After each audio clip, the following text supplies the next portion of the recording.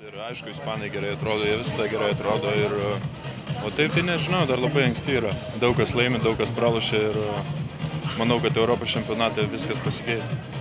Kodėl, manai, gali pasikeisti? Dar daug kas ką bando, dar daug kas yra nesusižaidę ir dar daug kas tik pradeda įgyti formą.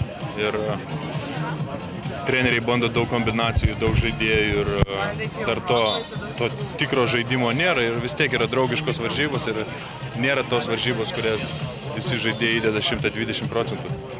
Pavyzdžiui, jūs kiek procentų derinių parodote, gal kažkiek nuslėpėte dar?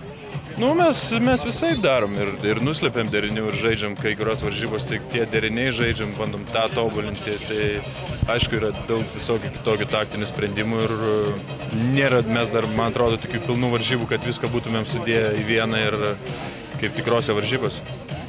Ar užmetat akį internete, galbūt kaip sekasi jūsų grupės varžovam, turkam, lenkam ir bulgaram?